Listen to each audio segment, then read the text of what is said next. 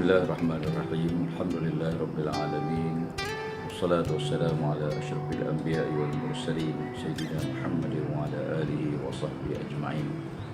Subhanaka la ilma lana illa ma 'allamtana innaka antal alimul hakim. Allahumma 'allimna minhu ma jahilna wa zakkirna minhu ma nasina. Rabbi shrah li sadri wa yassir li amri wahlul 'uqdatam min lisani yafqahu qawli. Para penonton dirahmati Allah sekalian, kita mohon maaf di atas masalah teknikal pada awal tadi yang ada masalah mikrofon sikit. InsyaAllah, walaupun saya mengambil kesempatan pada hari yang mulia ini, hari 23 Ramadan, dan pada hari sambutan Haigu pada hari ini, ingin mengucapkan selamat menyambut Hari Guru kepada seluruh guru-guru. Tuan-tuan sekalian, dalam soal pendidikan, orang yang pertama yang guru kita tidak lain tidak bukan ialah ayah dan ibu kita. Penghargaan harus diberi kepada orang yang pertama mendidik kita, iaitu ibu kita sendiri, yang Allah Ta'ala menjadikan dia seorang wanita yang sabar, yang tabah, yang sewaktu mengandungkan kita, kemudian waktu melahirkan kita ke dunia, dengan belayan kasih sayang. Tak tahu berapa ribu kali ibu bapa kita mencium kita, dan sedikit demi sedikit kita dibesarkan dalam pendidikan yang informal. Kita tengok apa yang ibu kita buat, kita tiru apa yang ibu kita cakap. Sedikit demi sedikit dengan penuh kesabaran ibu bapa kita mendidik kita, mengajar kita. Daripada mula mengajar untuk melangkah, mengajar berjalan, mengajar mengenal Allah Ta'ala, mengajar adab, sehinggalah kita besar menjadi hamba Allah. Sebab itu, bila bicarakan soal keberkatan ilmu, maka mau tidak mau kita harus sama-sama menginsafi bahawa besarnya peranan ibu bapa kita dalam mendidik kita. Oleh kerana itu, Nabi SAW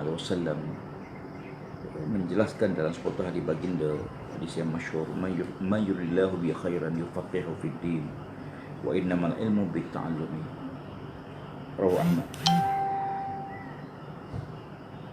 Maksudnya, apabila Allah Ta'ala menginginkan kebaikan bagi seorang manusia, maka dia beri pemahaman dalam menuntut dalam ilmu agama. Hadis ini, tuan-tuan sekalian, Imam Bukhari meriwayatkan hadis ini, menyebut sesiapa yang Allah Ta'ala ingin memberikan, menjadikannya kebaikan, memberikannya kepada kebaikan, nasihat Allah Ta'ala bagi dia kefahaman kepada urusan agama. Yufaqihu fid din, bermaksud bahawa kebaikan itu sangat banyak yang Allah Ta'ala boleh bagi pada siapa-siapa saja. Tetapi bila kita bicarakan soal kebaikan dunia, mau tak mau kita sebagai seorang hamba Allah, dalam Islam ni dia ada benda lain yang tidak ada dalam peradaban tamadun barat, iaitu soal keberkatan. Berkat-berkat ini datang daripada Allah, dan istilah berkat ini pun istilah yang Allah Ta'ala sebut. Tabarakallazi biyadihil mulk allazi barakna haulah. Soal berkat-berkat ini ialah soal yang datang daripada Allah Subhanahu Wa Ta'ala. Apa makna berkat? Kalau kita lihat dalam huraian makna berkat, dia kata ziyaratul khair, bertambah kebaikan, bertambah kebaikan, bertambah kebajikan. Maka dalam soal ilmu, yang paling penting dalam soal ilmu ialah bukan banyaknya ilmu sahaja, tetapi ialah keberkatan ilmu. Betapa pentingnya keberkatan ilmu dalam kehidupan kita. Sebab itu kita dapati, bila bicarakan soal keberkatan ilmu ini, tuan-tuan sekalian, saya masih ingat waktu saya jadi pensyarah di Universiti UiTM. Sengaja saya tampalkan pada depan pintu bilik saya, suatu kata-kata, separuh pada keberkatan ilmu terletak pada anda mengamalkan ilmu yang anda pelajari, manakala separuh lagi keberkatan terletak kepada bagaimana anda menghormati guru anda. Ini dua aspek. Pertama, keberkatan ilmu bergantung kepada amalan yang kita sampaikan. Ya, kita beramal dengan ilmu yang kita pelajari. Ya, sebab tu bila kita menuntut satu ilmu, maka pertama mestilah menuntut kerana Allah Subhanahu Wa Taala.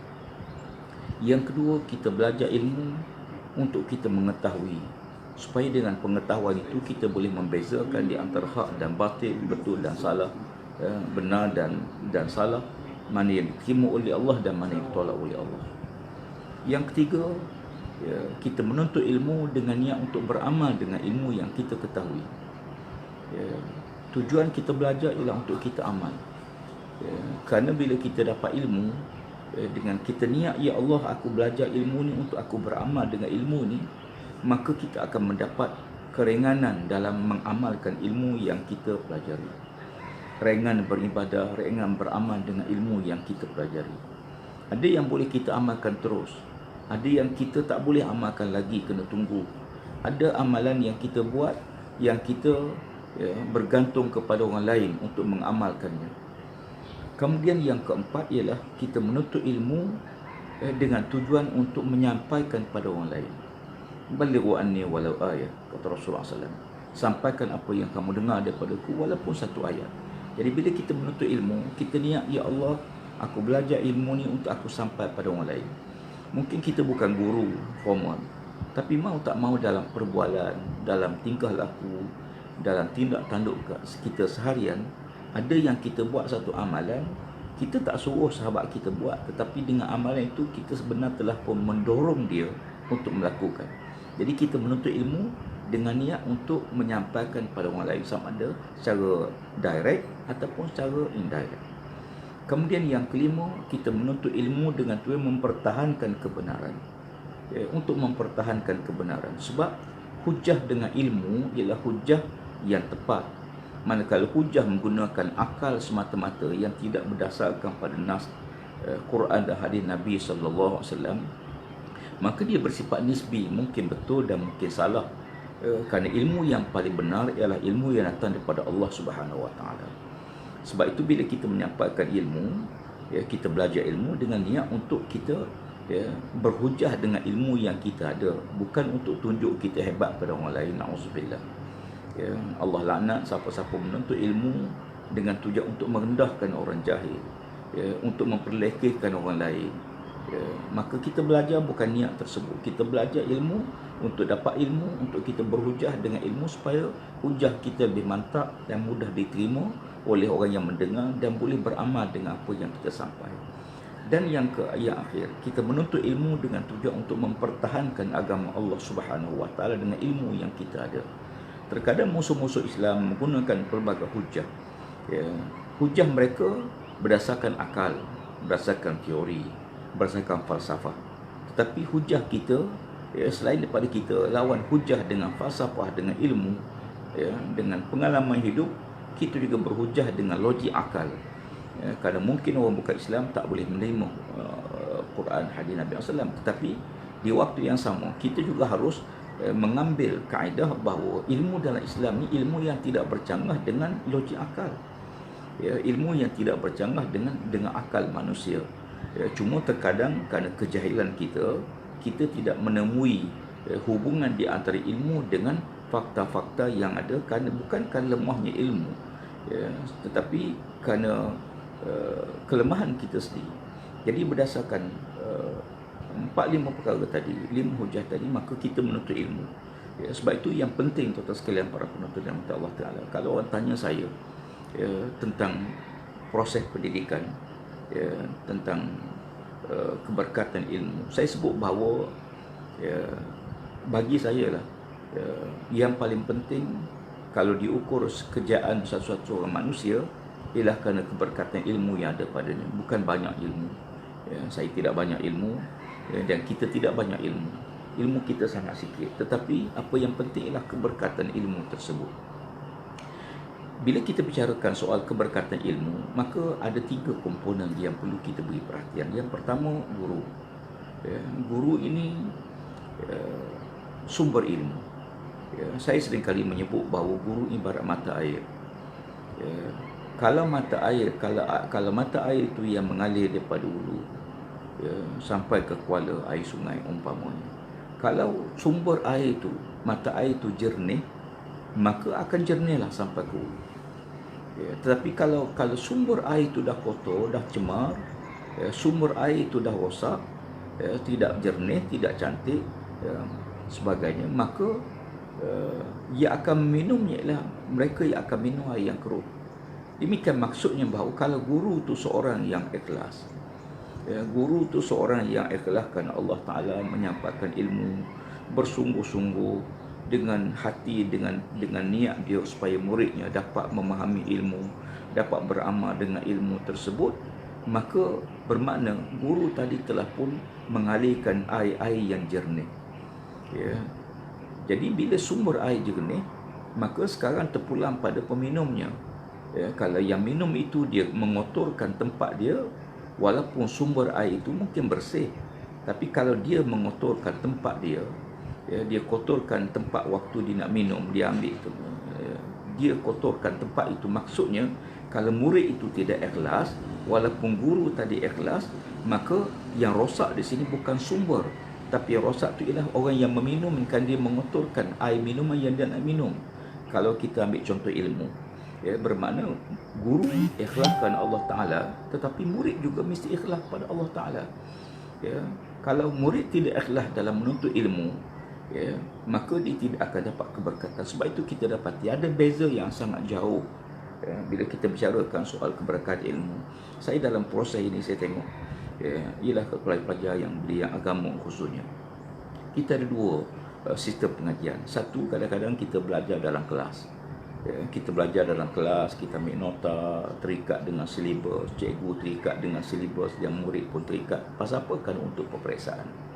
Satu lagi ilmu yang kita pelajari yang tidak terikat, ya, di masjid, di surau, di halaqah-halaqah. Ya, guru yang mari, dia mari kerana ikhlas dia, bukan kerana gaji, bukan kerana upah, bukan kerana sagu hati, bukan kerana apa. Dia mari kerana Allah Subhanahu Wa Taala.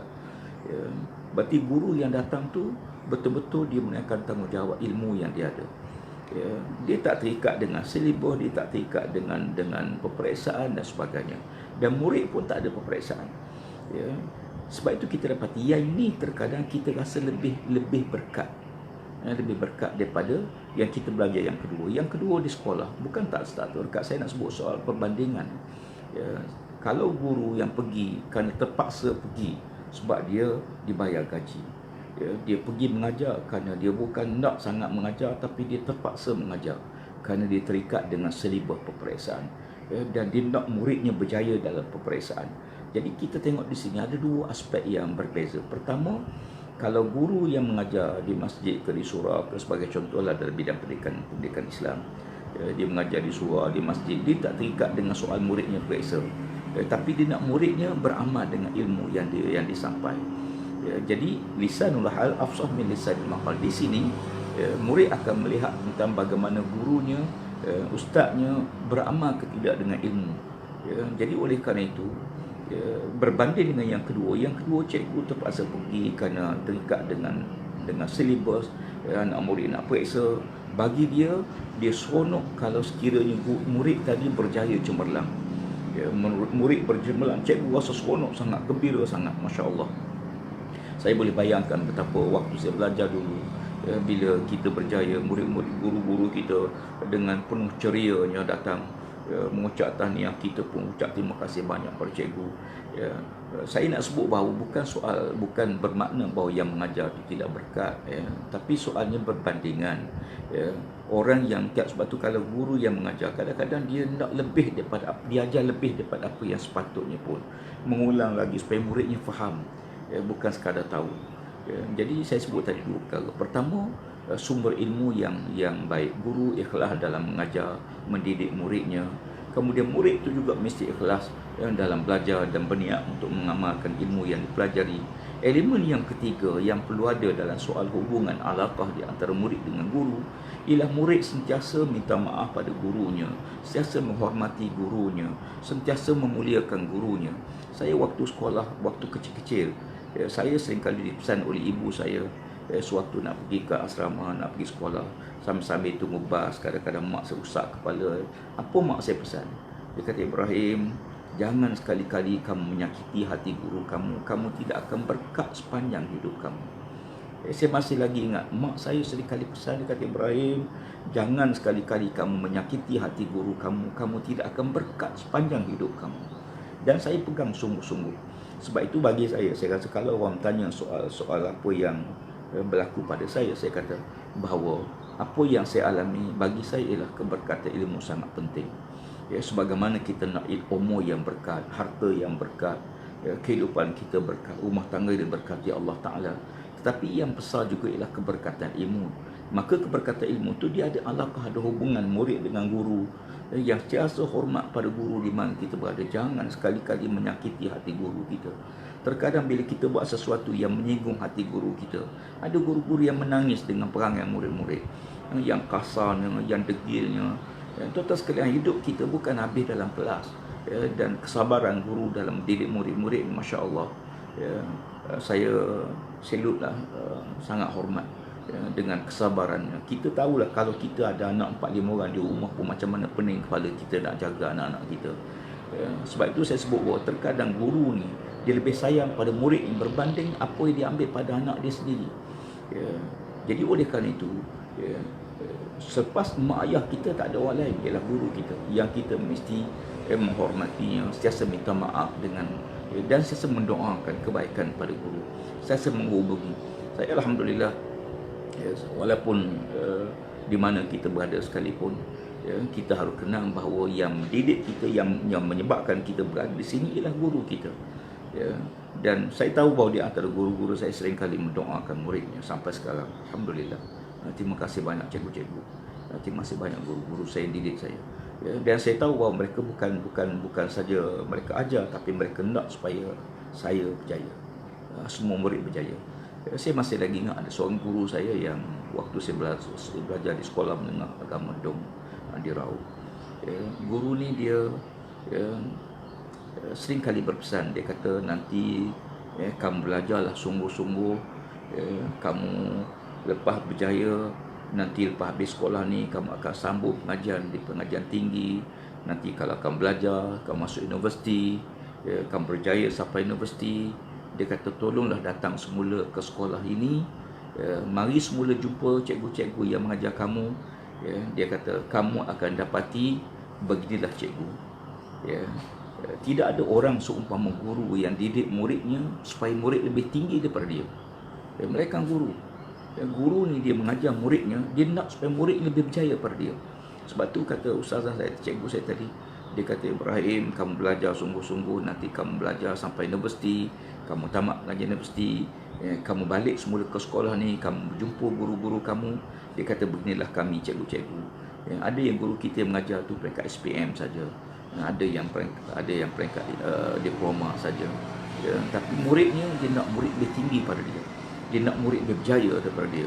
Dia sentiasa mendoakan gembiranya seorang guru waktu dapat berita muridnya berjaya, Masya Allah. Jadi tuan-tuan sekalian, hargai jasa guru. Bila kita bicarakan soal guru, kadang-kadang ada seorang sahabat saya waktu dia ni pelajar yang cerdik, SPM-nya pangkat 1, sangat cerdik lah. Kami dalam waktu sekolah tu memang kami tahu bahawa dia ni seorang pelajar yang sangat bijak. Terkadang oleh kerana dia pandai, cikgu yang masuk mengajar ni dia kena imbangkan di antara murid yang cerdik dan murid yang kurang cerdik dan murid yang lembab sikit untuk dapat ilmu. Jadi cikgu ni, oleh kerana dia ni pelajar yang cerdik, dia rasa bosan dengan apa yang cikgu ajar, sebab dia dah tahu. Dia dah tahu. Jadi apa yang berlaku, sahabat saya ni, kawan saya ni, sama sekolah dulu dalam kelas, bila cikgu yang masuk mengajar, dia rasa bosan dengan pengajar sebab dia dah tahu. Dia keluar.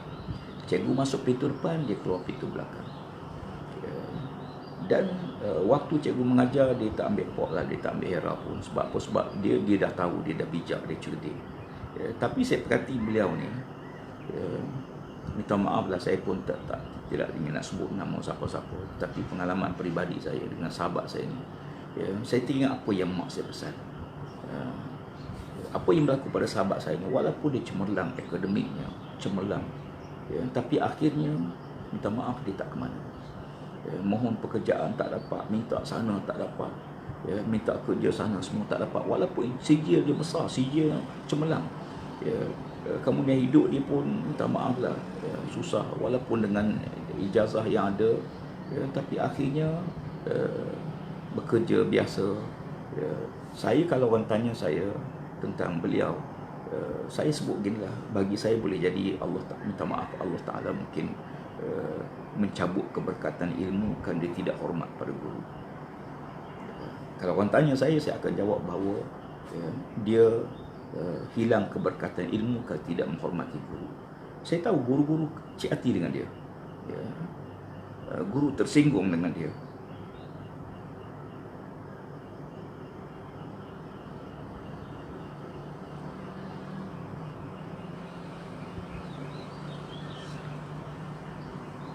Para penonton dirahmati Allah sekalian, bila kita bicarakan soal keberkatan ilmu, saya ingin berpesan pada semua bahawa yang paling penting ialah kita menghormati guru kita. Penghormatan pada guru ini sangat penting dalam kehidupan kita seharian.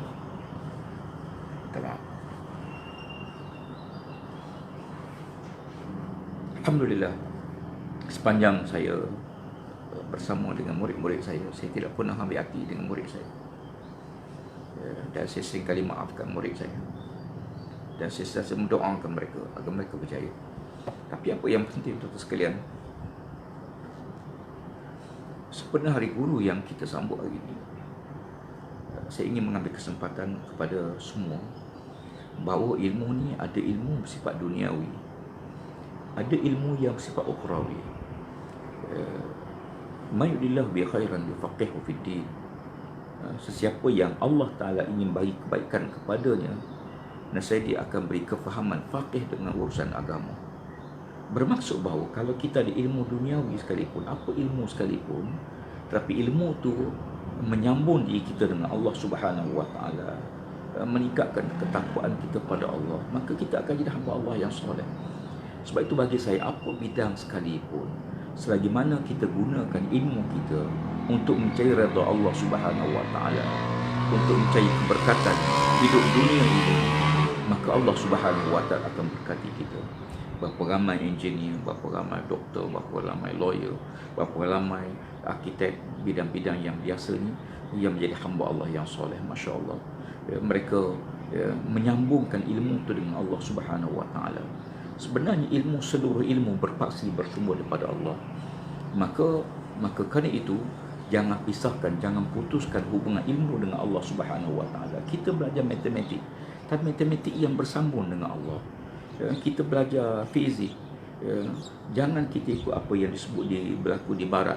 Dalam tamadun ilmu di barat, ilmu yang sudah putus hubungan dengan Allah Subhanahu Wa Ta'ala. Belajar ilmu geografi, ilmu alam, hanya alam dunia, tak bersambung dengan alam akhirat. Belajar fizik yang dah tak ada Allah. Belajar kimia dah tak bersambung dengan Allah Subhanahu Wa Ta'ala. Kita belajar apa sekali ilmu pun, ilmu yang putus dengan Allah. Tapi kita sebagai orang Islam, apa sahaja kita belajar, kita tahu bahawa ilmu ni lagi kita mendalami dengan roh ilmu, maka kita bertambah dekat dengan Allah Subhanahu Wa Ta'ala. Sebagai contoh, doktor yang merawat pesakit, dia hanya mampu dan dia tahu bahawa bidang kepakaran dia ada, dia hanya boleh merawat, cadangkan ubat, tapi menentukan sembuh bukan dia. Waktu dia operate seorang pesakit, dia tahu bahawa kepakaran dia ada setakat itu, tapi dia tak mampu untuk menyembuhkan. Sebab yang kuasa penyembuhan ialah Allah Subhanahu Wa Ta'ala. Demikian juga arkitek, engineer, apa bidang sekalipun, kita boleh rangka dengan ilmu yang kita ada, dengan pendekatan begitu begini. Tetapi akhirnya kita harus akui bahawa apa yang berlaku ni ada kuasa lain yang menentukan. Kenapa kadang-kadang kita dah ikut perfect, tiba-tiba gagal? Menunjukkan bahawa di luar kita ada kuasa besar itu Allah Subhanahu Wa Ta'ala. Apa ilmu yang kita pelajari, jadi ilmu itu mestilah mendekatkan diri kita dengan Allah Subhanahu Wa Ta'ala. Tuan-tuan sekalian, para penonton dirahmati Allah, pada pagi yang mulia ini saya juga ingin mengambil kesempatan untuk terus memohon restu daripada guru-guru kepada murid-murid. Walaupun cikgu-cikgu rasa kadang-kadang geram dengan murid, rasa kecil hati dengan murid, rasa nak marah pada murid, saya mohon satu perkara, iaitu guru-guru sentiasa maafkan murid. Sebagaimana saya sebut pada ibu bapa lah, ibu bapa ni walaupun anak dia buat macam mana sekalipun, nak marah macam mana pun, dia kena maafkan.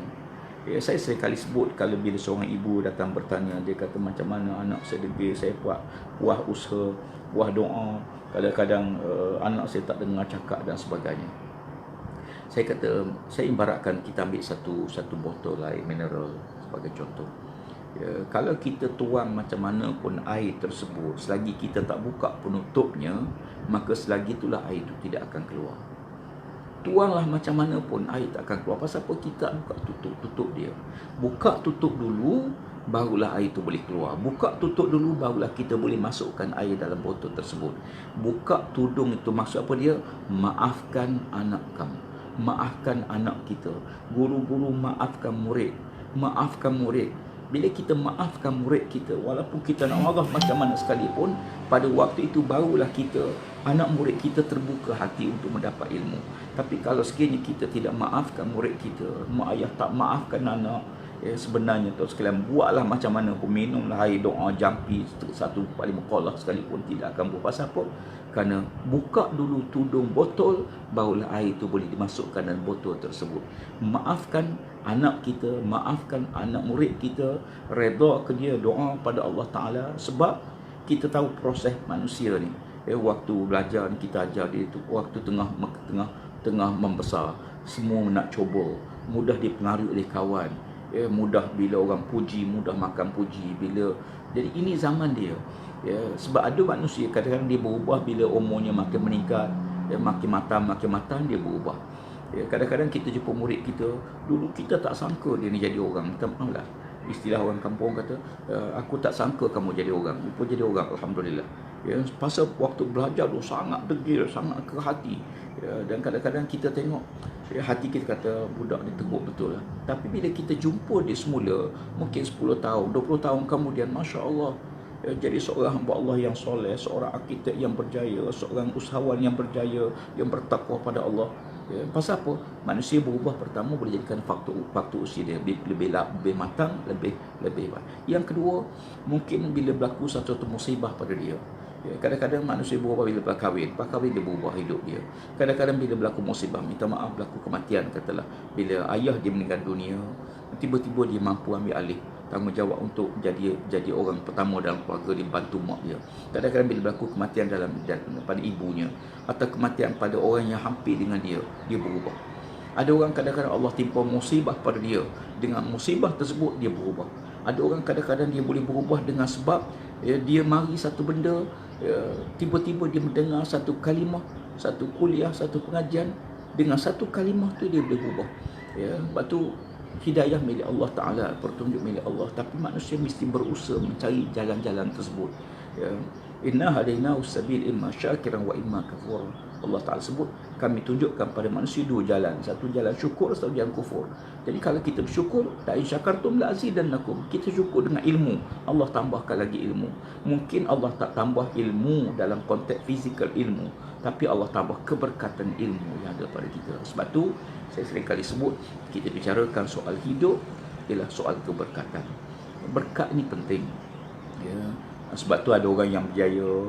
Sebab tu hadis kata, Nabi kata, jangan kamu rasa takjub pada seorang yang kaya, hebat hartanya, banyak hartanya, kalau diperoleh daripada sumber yang haram. Jangan takjub pun. Jangan takjub pun. Nabi tak bagi kita rasa takjub, hebat hartanya, banyak harta. Jangan takjub pun, kata Nabi SAW. Pasal apa? Kalau dia mati, hartanya tidak akan menolong dia di alam barzah. Kalau anak dia guna harta yang haram, menambahkan azabnya dalam kubur. Kalau dia sedekah, Allah tak terima sedekahnya. Jadi apa yang penting? Kita nak apa dengan harta kita? Kalau harta kita banyak tapi keberkatan tak ada. Demikian juga pangkat kebesaran. Pangkat besar mana pun, manusia asal pada tanah, kullukum min Adam wa Adam min turab. Kamu daripada Adam, ada daripada tanah. Nak sombong apa atas muka bumi Allah Subhanahu Wa Taala? Pangkat kebesaran boleh hilang. Tak ada apa yang ada pada pangkat ni, melainkan bila kita guna untuk mendekatkan diri kepada Allah Subhanahu Wa Taala. Guna kuasa yang ada, guna pangkat kita ada untuk mengajak manusia. Mari kita jadi guna apa yang kita ada ni supaya kita tidak durhaka pada Allah. Ya, manusia yang paling hebat atas dunia dalam konteks ilmu, ya, Allah Taala kita dalam Quran, ya, namanya Samiri. Ya, hebat ilmunya sampai boleh mengukir bentukkan patung lembu, sampai boleh keluar suara. Ya, orang yang paling hebat pangkat kebesaran namanya Firaun. Ya, orang yang paling pengkat dengan harta yang banyak namanya Qarun. Semua contoh-contohnya ada dalam Quran. Jadi oleh kerana itu kita hidup atas muka bumi ialah hidup untuk sementara waktu mencari keredaan, mencari keberkatan. Jadi kepada guru-guru semua, saya ucapkan terima kasih banyak kerana mendidik saya, khususnya mendidik generasi kita dengan penuh kesabaran.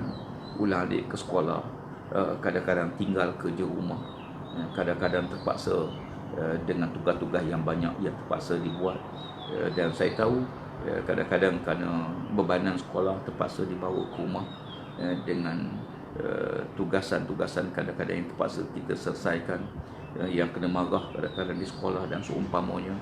Masuk dalam kelas, murid pula buat perangai, balik ke rumah anak-anak pula. Jadi kesabaran ini mudah-mudahan Allah Ta'ala ganti lebih baik nanti di hari akhirat, insya-Allah. Kepada guru-guru semua, sentiasa redha, sentiasa mohon maaf kepada murid, sentiasa berusaha dan mendoakan. Dan kepada murid-murid semua, kepada pelajar, semua kita pelajar, sebagai pelajar, marilah kita sentiasa mendoakan guru kita. Ya, sentiasa doakan dia. Ya Allah, ampunlah dosa guru saya. Ya Allah, berkatilah hidup guru saya. Ya Allah, rahmatilah hidup guru saya. Ya Allah, masukkan dalam syurga. Ya Allah Ta'ala, kita mohon keredaan Allah Ta'ala pada guru-guru kita. Ya, setiap kali saya pengalaman peribadi, setiap kali kadang-kadang saya ingat guru saya telah kembali ke rahmatullah, saya akan hadiahkan Fatihah, sediakan kepada Allah. Dan teringat saja hadiahlah. Ya, tuan-tuan sekalian, mereka banyak didik kita. Ya, mudah-mudahan sepada hari guru ni, saya ucapkan selamat menyambut hari guru kepada semua guru-guru, ya, dan selamat menjalani Ramadan yang diberkati Allah Ta'ala. Hujung-hujung Ramadan ini kita mohon rahmat Allah Subhanahu Wa Ta'ala hingga kita bertemu dalam siri-siri yang akan datang. Mohon maaf agak emosional sikit pagi ini kerana saya tahu bahawa keberkatan guru, keberkatan ilmu sangat penting dan penghormatan guru juga sangat penting. Wallahu a'lam. Qul qawli hadza astaghfirullah alazim wa lakum. Wassalamualaikum warahmatullahi wabarakatuh.